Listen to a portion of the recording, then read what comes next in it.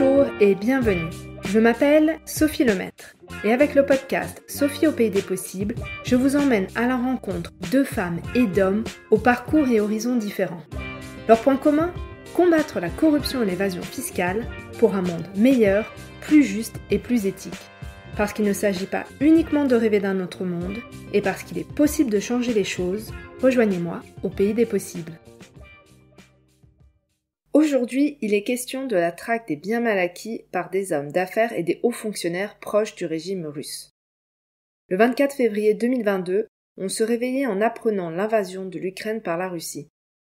Très rapidement, de nombreux pays dont l'Union européenne et ses 27 États membres ont adopté des sanctions économiques et des sanctions individuelles pour affaiblir la capacité de la Russie à financer la guerre, mais aussi pour imposer des coûts économiques et politiques importants à l'élite politique de la Russie.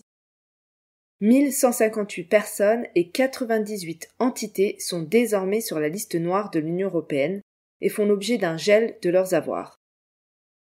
Depuis, on voit régulièrement dans les médias le gel spectaculaire de cargos, de villas, de yachts, de jets, de voitures de luxe à travers le monde. En France, le ministère de l'économie a mis en place une task force composée de Tracfin, la cellule de renseignement financier, du Trésor, des douanes et de la Direction générale des finances publiques afin d'identifier les avoirs des personnalités sous sanction et de geler ces avoirs. En mars, 850 millions d'euros d'avoirs russes ont été annoncés comme gelés. Alors, comment passer du gel à la saisie et à la confiscation des avoirs russes ? C'est ce dont nous discutons aujourd'hui dans cet épisode bonus avec mes invités.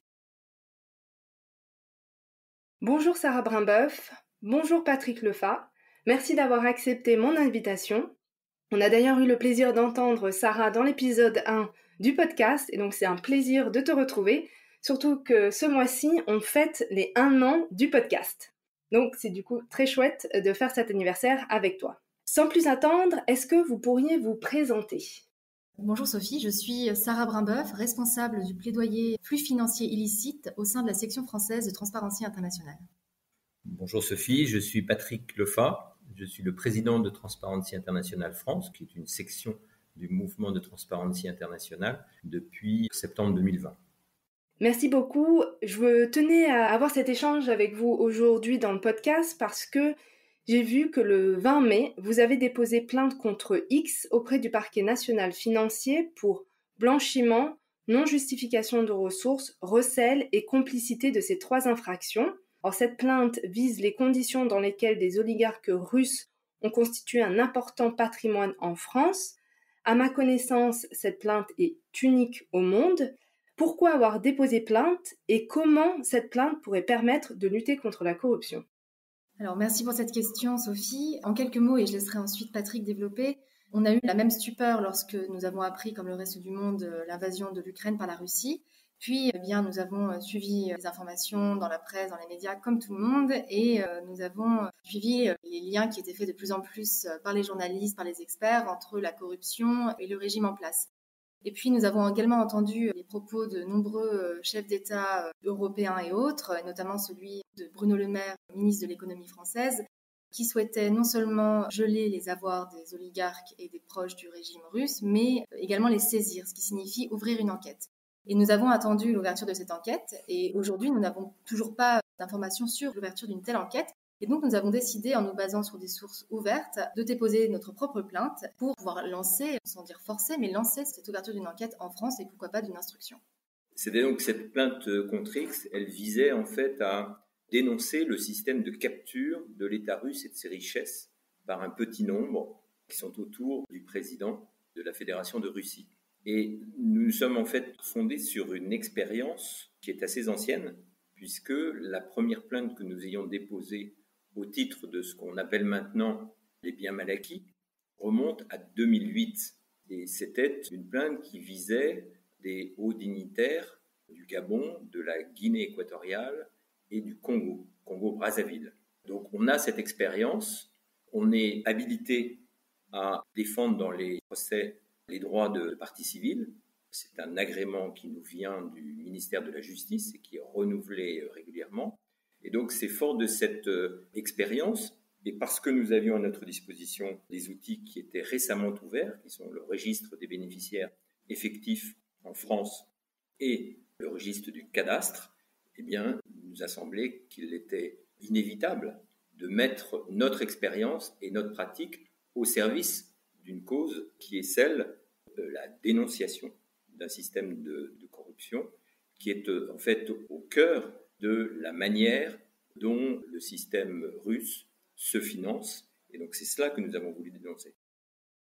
Merci. D'ailleurs, dans l'épisode 1 avec Sarah, on revenait sur l'historique des biens mal acquis, donc j'invite celles et ceux qui nous écoutent à aller écouter cet épisode 1 s'ils ne l'ont pas encore fait. À l'instant, vous mentionniez que pour construire cette plainte, vous êtes basé sur des documents de source ouverte. Vous avez mentionné aussi le registre des bénéficiaires effectifs ainsi que le registre du cadastre. Est-ce que vous pourriez nous en dire un petit peu plus sur la manière dont vous avez enquêté, sur la manière dont vous avez procédé pour monter ce dossier, s'il y a d'autres documents que vous avez utilisés? Alors, de manière assez classique, dans les affaires de type bien mal acquis, on a procédé en 2 temps. D'abord, en passant du patrimoine, en se basant sur les biens, en commençant par les biens. Donc, comment les identifier? Donc, pour ce faire, eh bien, il a fallu travailler sur des sources ouvertes, donc que ce soit des articles de presse, des reportages, des rapports parlementaires, etc. Une fois qu'on a obtenu un échantillon de biens, il a fallu les relier à leurs propriétaires. Et donc là, ça se corse un petit peu. Et c'est là où le registre français des bénéficiaires effectifs rentre en jeu, puisqu'il permet de connaître, dans un monde idéal, lorsque les bénéficiaires effectifs ont rempli leur obligation de déclaration, il permet de connaître l'identité des personnes physiques, donc des humains, comme toi et moi, Sophie, qui se cachent, qui sont derrière les sociétés. Dans les cas de biens mal acquis, souvent les biens immobiliers ne sont pas détenus directement par leurs propriétaires humains, personnes physiques, ils sont détenus par des personnes morales, des sociétés écrans, des trusts, pour la plupart enregistrés à l'étranger dans des juridictions offshore. Donc cette première étape, ça a été de relier bien les propriétaires, des proches du régime russe, à leurs biens immobiliers en France.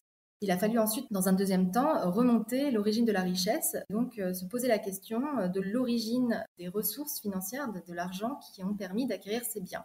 Et donc là, on s'est entièrement basé sur des sources ouvertes, encore une fois, que ce soit des rapports d'enquête à l'étranger, donc des procédures judiciaires aux États-Unis, par exemple, dans d'autres États membres de l'Union européenne, des enquêtes de journalistes d'investigation. On a rassemblé toutes ces sources et on a pu finalement, en tout cas, rapporter assez d'éléments qui nous permettent, à notre sens, de déposer plainte, en alléguant que l'argent qui a servi à acheter plusieurs biens immobiliers en France appartenant à des oligarques et proches du régime, eh bien, avait une origine illicite, issue de la corruption ou d'autres infractions reliées, abus de biens sociaux, favoritisme, etc. Ce sont des biens qui sont localisés dans des endroits assez privilégiés, sur la Côte d'Azur, la Côte Basque, l'Ouest parisien, dans des stations de ski alpine. Et ce travail, il nous semble qu'il peut être démultiplié dans chacun des pays européens par les membres de la société civile, les organisations non gouvernementales et les autres sections, par exemple, du mouvement Transparency International. Ce n'est pas très difficile.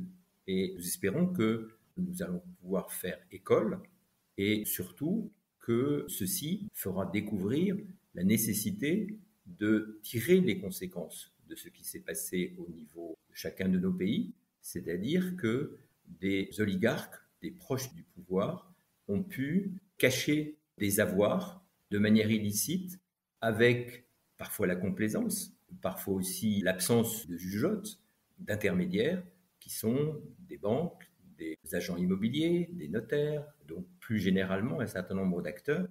Et c'est pour cette raison que notre plainte est contre X, parce qu'il me semble qu'il y a une responsabilité de ceux qui n'ont pas pris la mesure des risques de détournement de fonds publics et de blanchiment d'argent qui étaient à l'œuvre quand les transactions immobilières ont été réalisées.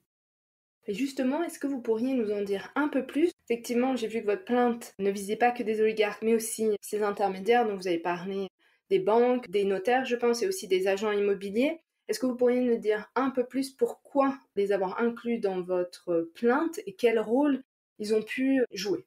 Le rôle, il est finalement assez simple. Quand vous achetez un bien immobilier, il y a en général une agence immobilière, un notaire et un financeur. Ces 3 acteurs-là, vous les retrouvez dans toutes les transactions immobilières. Et chacun de ces acteurs a la responsabilité de faire une déclaration de soupçon s'il a des doutes sur l'origine des fonds. S'il ne le fait pas, il s'expose à des risques de mise en cause de sa responsabilité pour défaut de vigilance. C'est pour ça que nous avons inclus, mais évidemment, nous ne connaissons pas l'identité de ces personnes, et c'est pour cette raison qu'il reviendra à la justice, au niveau de l'enquête préliminaire que nous espérons que le parquet national financier ouvrira, pour chercher quels ont été les différents acteurs. Et un peu plus tôt, Sarah, tu parlais de l'origine de la fortune ou de l'argent avec lesquels ces personnes avaient pu acquérir un patrimoine en France.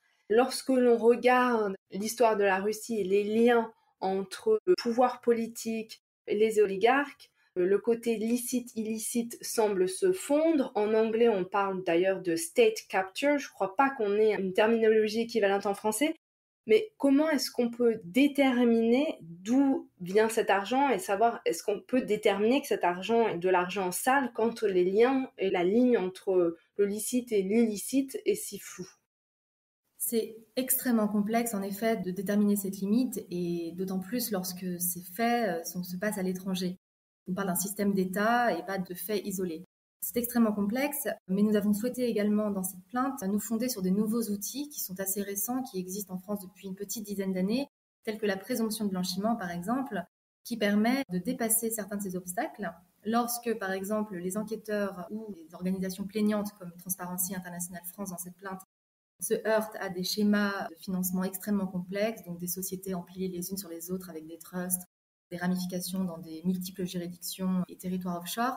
Lorsqu'il y a des schémas d'une telle complexité, le Code de procédure pénale français permet de renverser la charge de la preuve et de créer une présomption de blanchiment, c'est-à-dire que la complexité permet aux enquêteurs de demander à la personne qui est poursuivie de prouver que le schéma financier et juridique mis en place a un objectif qui est légal. Et si cette personne ne peut le prouver, elle peut être poursuivie, voire condamnée pour blanchiment. Alors, ce n'est pas possible pour l'ensemble des faits visés, puisque cet outil qui s'appelle la présomption de blanchiment existe depuis 2013. Il n'est pas applicable pour les faits qui se seraient déroulés avant 2013. Néanmoins, nous avons souhaité fonder une grande partie de cette plainte dessus pour bien pousser les autorités de justice et de poursuite françaises à l'utiliser, puisqu'il existe, mais est encore assez peu utilisé. Et puis, nous avons tenté de caractériser au maximum, pour les faits antérieurs à 2013, caractériser au maximum les infractions selon le droit français, c'est-à-dire en se fondant sur ces sources ouvertes, on a eu en face de nous des faits qui, selon nous, pourraient être qualifiés de favoritisme ou de prise illégale d'intérêt. Nous avons essayé de le caractériser au maximum, puisque même s'il s'agit d'une capture d'État ou state capture en anglais, le fait de saisir la justice française nous permet de caractériser selon les infractions françaises. Et donc, nous avons essayé également de pousser le raisonnement au maximum en espérant qu'il convainque la justice française. Voilà, et puis il y a eu aussi un exemple d'absence de justification de ressources. Quand on peut documenter le fait que la personne vient d'acheter un bien, mais que ses ressources n'existent pas, telles qu'on peut les documenter, eh bien c'est un élément évidemment qu'on verse à l'appui de notre plainte. Et est-ce que vous pourriez nous donner une idée de ce patrimoine ou de ces avoirs, qu'on ait une idée concrète de ce que ça représente? Patrick, vous aviez mentionné de beaux endroits, la Côte d'Azur notamment. On parle de quel type d'avoir, quel type de biens? Là, en l'occurrence, ce sont des biens immobiliers. Des biens immobiliers qui ont certainement augmenté, vu depuis le moment où la transaction a été réalisée, vu leur valeur augmenter. Notamment parce que plusieurs de ces villas ont été l'objet de travaux d'embellissement, parfois tout à fait spectaculaires. C'est pour ça que nous estimons que la valeur intrinsèque de marché est une valeur bien supérieure à la valeur de la transaction au moment du fait générateur. Et nous estimons que c'est plusieurs dizaines de millions d'euros que cela représente. Mais c'est un chiffrage qui n'est pas tout à fait exact. Et donc, il nous semble qu'il faut travailler lors de l'enquête sur la valeur effective de ces biens. Les estimations ne manqueront pas d'être faites, nous espérons, par les équipes du ministère de la Justice. Et quels résultats attendez-vous avec cette plainte? Est-ce qu'il y a quelque chose que vous souhaiteriez voir aboutir avec la plainte? En fait, il y a plusieurs choses. Un, nous attendons qu'on ne soit pas les seuls. Et donc, il y a un effet d'entraînement au niveau européen. Deux, nous espérons que, de sa propre initiative, le gouvernement va enrichir un certain nombre d'informations qui sont à sa possession et transmettre de nouveaux dossiers à la justice. 3, nous espérons qu'il y aura, à l'occasion de la réflexion qui est autour des sanctions, des initiatives qui seront prises par la Commission européenne pour renforcer le cadre de lutte contre la corruption, le blanchiment, la fraude fiscale. Parce que, en fait, c'est un continuum. Et là, nous sommes plutôt optimistes parce que nous voyons qu'il y a une volonté politique au sein du G7, notamment de la part des Américains. Les Américains ont adopté une stratégie internationale de lutte contre la corruption qui, en fait, lie cette stratégie à une problématique de sécurité et de défense. C'est en décembre qu'ils l'ont approuvé. Nous venons de prendre connaissance d'un avant-projet de rapport qui va être remis à l'Assemblée parlementaire de l'OTAN, qui fait état également d'une nécessité de lutter contre la corruption, parce que la situation que révèlent les transactions qui ont été faites à l'insu de nos systèmes de contrôle montre qu'il y a des failles dans notre dispositif. Et donc c'est cela que nous espérons renforcer. Et nous espérons notamment que le gouvernement prendra l'initiative, comme nous l'avons proposé lors de la campagne des présidentielles, de mettre en place une stratégie de lutte contre la corruption, le blanchiment et la fraude fiscale qui va décloisonner les différents services qui travaillent sur chacun de ces paquets parce que c'est un continuum. Pour ça, il me semble qu'il y a un certain nombre d'éléments qui justifient que nous soyons entendus. Et puis pour la plainte elle-même, nous espérons qu'elle va prospérer, c'est-à-dire que l'enquête préliminaire sera effectivement ouverte. Pour le moment, nous n'avons pas encore de nouvelles. Notre avocat, qui est le cabinet Bourdon, ne nous a pas encore informé des suites qui pourraient être décidées par le procureur financier, donc le PNF. Mais nous avons bon espoir qu'une enquête soit ouverte, que des éléments viennent enrichir tous les points de fait que nous avons réunis et qu'on saisisse la justice. C'est-à-dire en fait un juge d'instruction qui va procéder à des mises en examen, comme c'est actuellement le cas dans le dossier gabonais. Il y a un juge d'instruction qui a été nommé pour le Gabon, il est aussi compétent sur le Congo, et donc nous espérons qu'il va y avoir des mises en examen. Mais c'est une longue procédure. Si d'aventure cette plainte était classée, nous avons la possibilité, parce que nous exerçons les droits de partie civile, d'avoir une plainte avec constitution de partie civile qui obligera la saisine d'un juge d'instruction. Donc on a une palette d'actions possibles de notre fait, mais nous pensons quand même que le contexte est favorable pour que cette plainte prospère.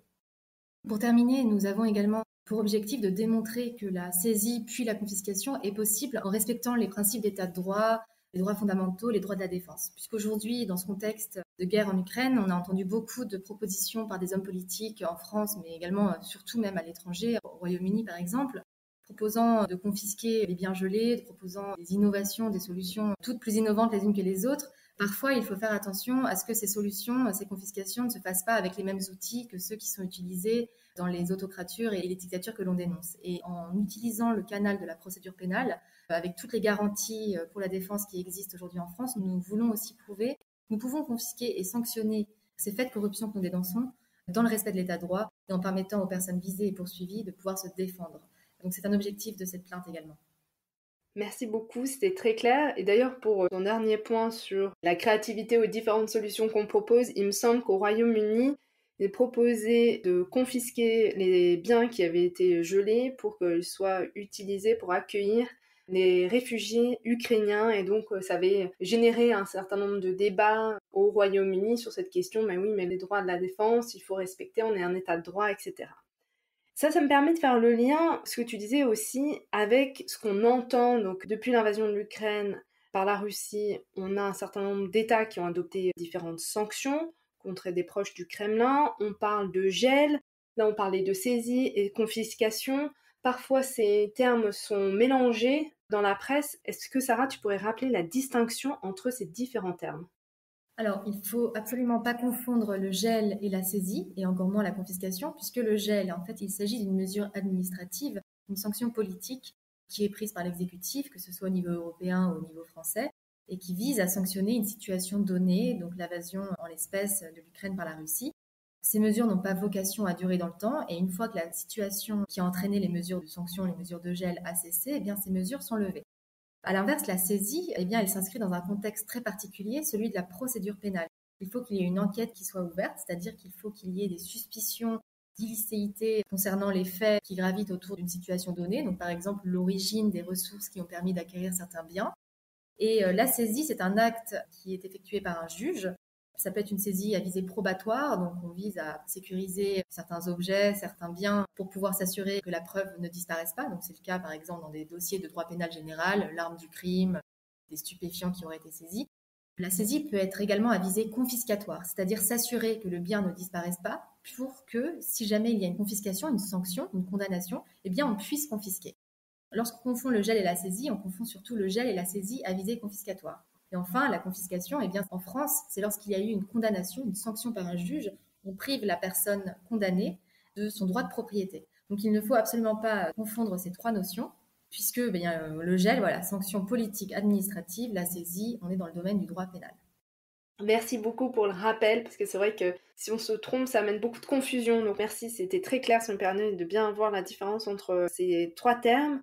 Depuis 5 mois, donc depuis l'invasion de l'Ukraine par la Russie, je le disais, il y a de nombreuses sanctions qui ont été adoptées. La France a adopté un certain nombre de mesures, d'actions. Et Patrick, vous mentionnez d'ailleurs qu'il y allait avoir un rapport présenté devant le Parlement de l'OTAN, qui allait notamment mentionner certaines failles dans le dispositif, dans les mesures que la France a pu prendre. Est-ce que vous pourriez, Patrick et Sarah, nous faire un peu un bilan de l'action de la France durant ces 5 derniers mois ? La France est là une antériorité quand même à prendre en compte dans le domaine de la lutte contre la corruption, puisqu'elle a adopté en 2021 une stratégie de lutte contre la corruption, un document qui est disponible et tout à fait accessible en ligne, mais qui est tourné essentiellement vers en fait les pays tiers, et donc qui passe à côté de la problématique de ce qui se passe en France. Et notre analyse, c'est qu'il faut traiter l'interne et l'externe, que c'est un continuum. Et donc, ce n'est pas simplement une problématique de coopération avec différents pays, c'est bien l'idée selon laquelle il y a des choses qui se passent en France, il faut les corriger, être à même d'avoir des résultats.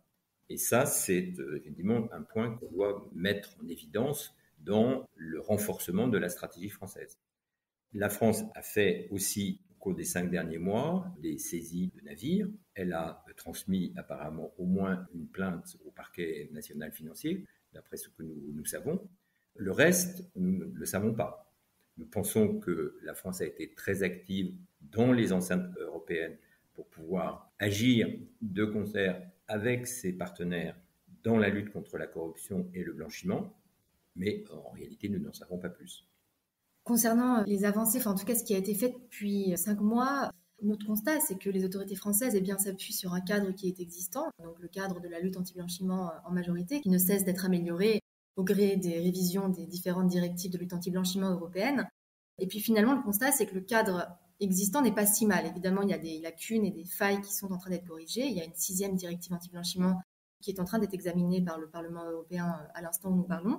Le cadre n'est pas si défaillant, il est plutôt performant et les progrès de la France ont d'ailleurs été soulignés par le groupe d'action financière qui a évalué le dispositif anti-blanchiment de la France en 2021 et qui a sorti son rapport d'évaluation il y a quelques semaines. Là où le bât blesse, c'est sur la mise en œuvre de ce cadre juridique.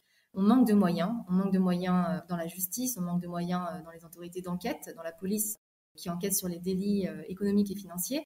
Et donc, lorsqu'il n'y a pas assez de moyens, on peut avoir les meilleures lois au monde, elles ne seront pas ou mal appliquées. Et c'est là toute la difficulté, et c'est la leçon que nous apprenons durement aujourd'hui.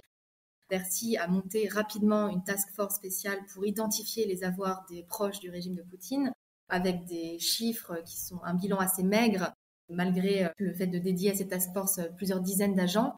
Ça nous prouve qu'il ne faut pas agir dans la précipitation, mais dans la durée. Et l'un des gros problèmes, l'une des plus grosses failles qui existent, c'est le manque de moyens. Et ce manque de moyens est souligné par les plus grands experts et par les instances internationales, OCDE, GAFI.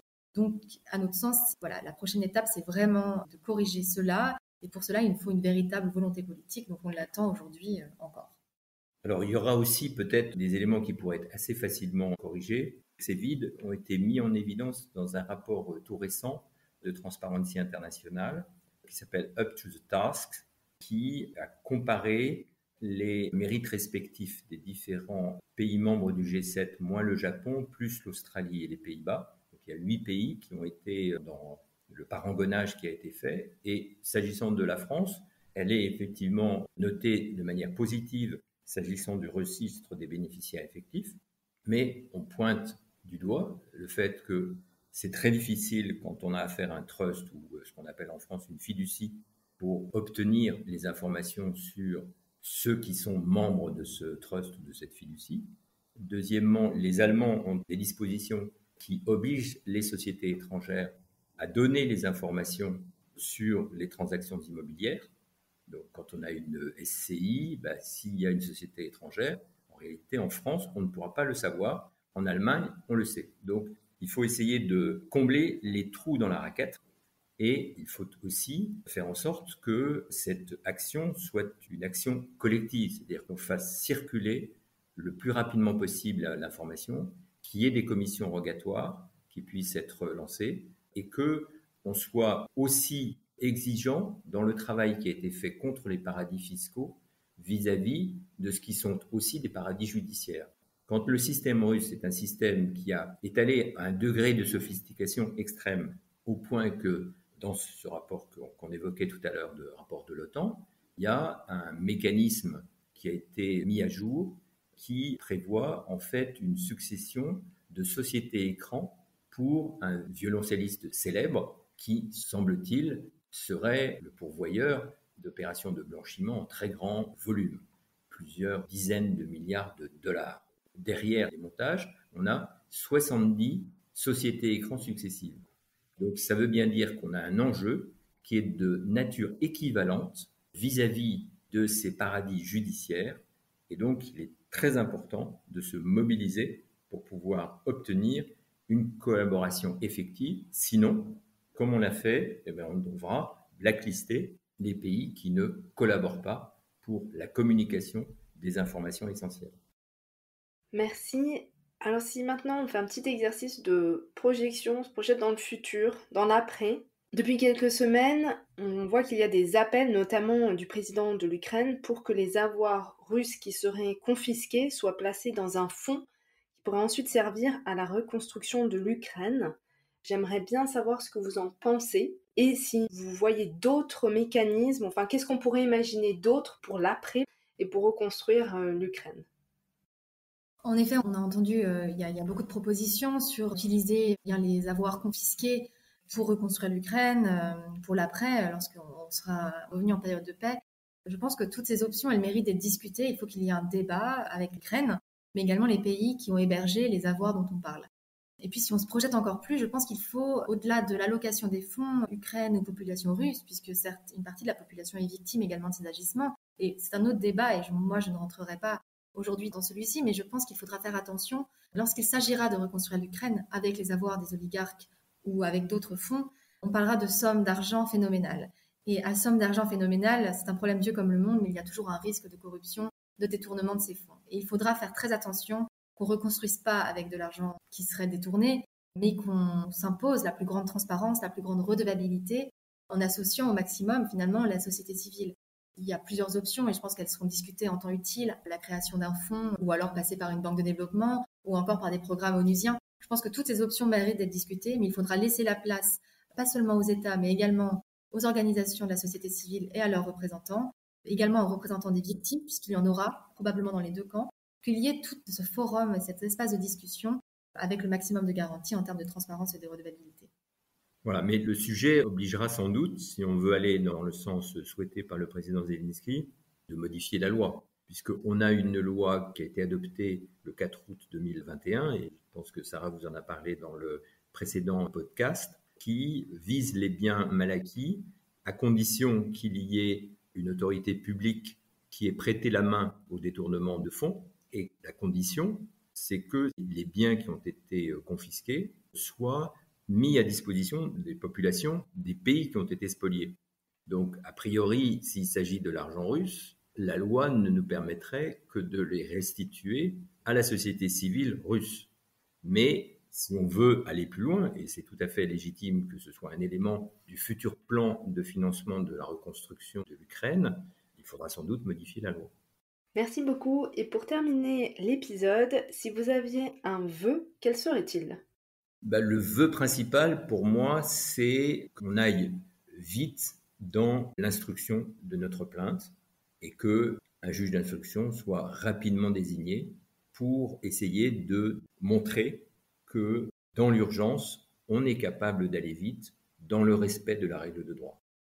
Je me joins au vœu de Patrick, la saisine d'un juge d'instruction avec les moyens d'enquêter et également ne pas se concentrer uniquement sur les avoirs des oligarques russes et proches du régime de Poutine, mais élargir à l'ensemble des biens mal acquis qui sont présents en France, que ce soit de pays limitrophes à la Russie ou de pays du Golfe. Le choix des possibles est assez extraordinaire, mais ne pas se limiter et ne pas répondre à la prochaine crise, mais vraiment ouvrir au maximum et lutter contre les biens mal acquis parce que ce sont des biens mal acquis. Merci beaucoup, merci d'avoir accepté mon invitation, c'était très intéressant, merci de nous avoir expliqué vraiment comment vous avez mené cette plainte, pourquoi c'était important de déposer plainte, permettre de lutter contre l'impunité, d'aller vers plus de justice. Et on va espérer aussi que ça permettra de contribuer à la saisie, la confiscation de ces avoirs, que ça permettra aussi de contribuer à la reconstruction de l'Ukraine, mais aussi soutenir la population russe, comme tu le disais, Sarah, qui est aussi victime de cette situation. Donc encore merci, et j'espère que votre plainte fera des bébés plaintes un peu partout en Europe. Merci beaucoup. Merci beaucoup, Sophie. Merci beaucoup, Sophie. Merci d'avoir écouté l'épisode jusqu'au bout. Si vous ne l'avez pas encore fait, abonnez-vous au podcast et surtout partagez-le avec vos amis, votre famille, vos collègues. Et si vous pouviez me laisser un avis 5 étoiles, que ce soit sur Apple Podcast ou sur Spotify, cela permettra à d'autres de découvrir le podcast et de nous rejoindre au pays des possibles. Si vous souhaitez me contacter ou si vous voulez me suggérer des invités, n'hésitez pas, envoyez-moi un email, l'adresse est indiquée dans la description de l'épisode. Je vous dis à bientôt pour un nouvel épisode.